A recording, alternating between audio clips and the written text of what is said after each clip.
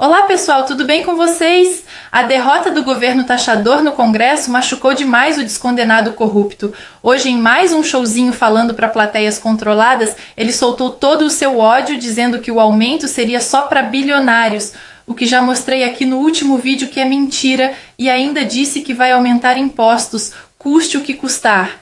Após essa curta fala lamentável, vou trazer Daniel Souza, jornalista convidado da Globo News, detonando as mentiras do governo e lavando a alma de quem não aguenta mais ouvir os militantes comprados da emissora.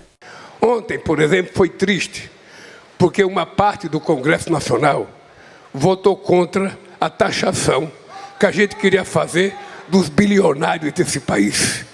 Dos bilionários desse país. Daqueles que ganham muito e pagam pouco. E vocês não podem ficar quietos, porque vocês vão receber o salário de vocês. Quem ganha até 5 mil reais não pagará mais imposto de renda nesse país. Mas quem ganha mais, paga até 27,5%. Se um trabalhador pode pagar 27,5%, por que um ricaço não pode pagar 18%? Ainda fizemos acordo para 12% e eles não quiseram pagar. Eles podem saber que é uma questão de dias. Eles vão pagar o imposto que merece aqui no Brasil, porque o povo trabalhador não vai deixar isso barato. Eu acho que a oposição ganhou. Na prática, ela teve ali um projeto de impedir um aumento de imposto do governo. Sim, nesse sentido, sim. E quando a gente coloca, o debate não ganhou as ruas, ao contrário do debate do IR, eu acho que existe uma diferença importante em relação ao debate do IR. No debate do IR, você ia cobrar mais impostos dos mais ricos e ia cobrar menos impostos dos mais pobres. Então, você tinha uma neutralidade tributária e, claramente, um argumento redistributivo. Aqui não. Aqui você está aumentando impostos em alguns segmentos, eventualmente é até meritório, você pode discutir esses aumentos, aumentar imposto sobre bet, me parece algo que faz sentido, aproximar também a tributação das fintechs à dos bancos tradicionais também faz sentido, só que não apareceu uma compensação na outra ponta.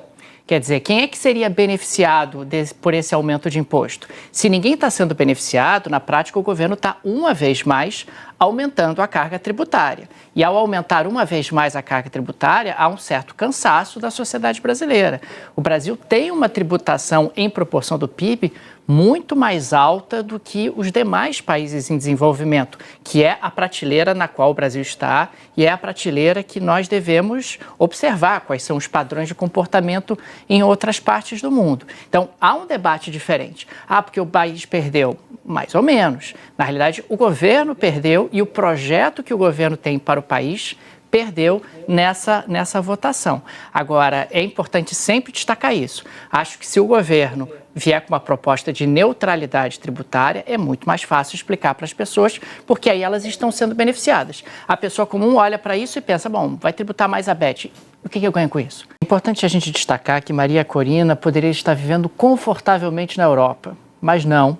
Ela escolheu permanecer no seu próprio país, na ilegalidade, para lutar contra uma ditadura bastante sangrenta e bastante dura. Isso me parece motivo para que ela mereça o Prêmio Nobel da Paz. É claro que ela não é a única mulher que merece o Prêmio Nobel da Paz, mas ela merece, em função da luta que ela tem exercido e da liderança que ela representa pela redemocratização da Venezuela. Eu concordo com o Demétrio quando ele diz que a fala do Celso Amorim foi uma crítica velada, mas foi uma crítica.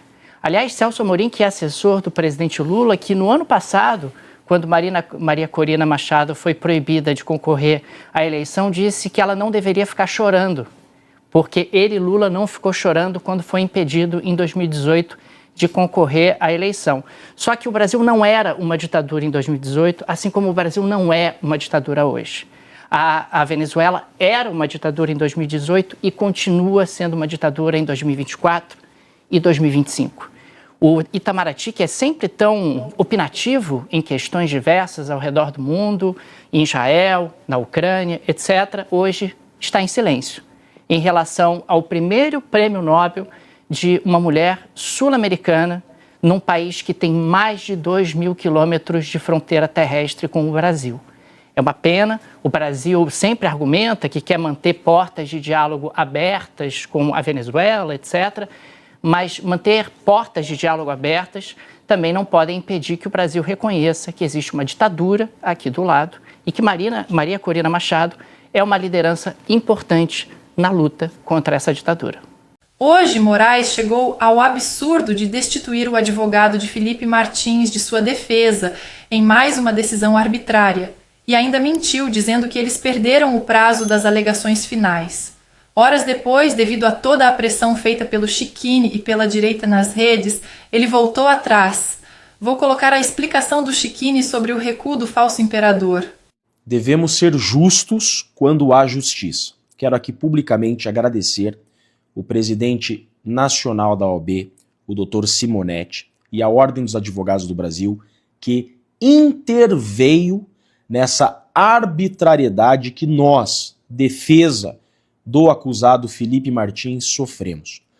Acaba de sair uma decisão do ministro Alexandre de Moraes reconsiderando sua decisão de ontem e abriu prazo para que apresentemos as alegações finais em 24 horas. Decisão judicial se cumpre e se recorre. Como eu disse, por diversas vezes no decorrer do dia, nós não perdemos o prazo de alegações finais. Nós apenas questionamos novos documentos trazidos pela acusação. Por isso, que destituir os advogados de ofício dessa forma foi ilegal e injusto. A advocacia ganha com essa decisão.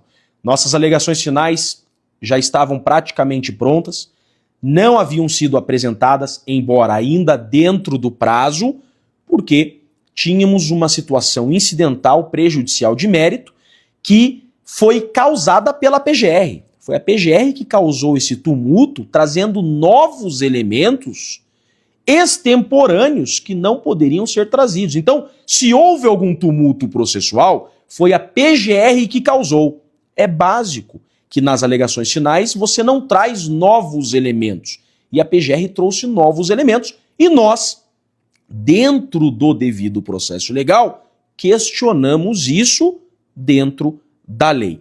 Mas, assunto superado, vamos cumprir a decisão, vamos apresentar nossas alegações finais, até porque já provamos durante a instrução a inocência de Felipe Martins. Então o ministro reconsiderou a decisão, eu, Jeffrey Chiquini e o Dr. Ricardo continuamos formalmente e oficialmente na defesa de Felipe Martins e iremos apresentar as alegações finais porque ainda estamos dentro do prazo, mas continuaremos questionando essa ilegalidade praticada pela PGR em violar o devido processo legal, trazendo esses novos elementos. Faço, então, essa manifestação pública a todo o Brasil. A todos que chegaram até aqui, muito obrigada pela confiança. É bom ver um jornalista que não está na folha de pagamento do descondenado falando a verdade na Globo.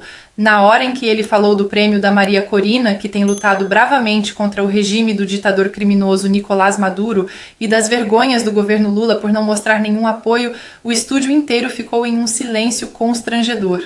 Também queria dar os parabéns ao presidente Trump, que conseguiu o tão sonhado acordo de paz entre o Estado de Israel e os criminosos terroristas do Hamas. E pensar que quando ele foi eleito, o Lula disse que seria a volta do regime do bigodinho, só que com outra cara. O que vocês acham, pessoal? Qual o novo imposto que o Tachad vai inventar nas próximas semanas? Comentem aí que responderei o máximo de comentários que eu conseguir. Até o próximo vídeo e que Deus abençoe a todos nós.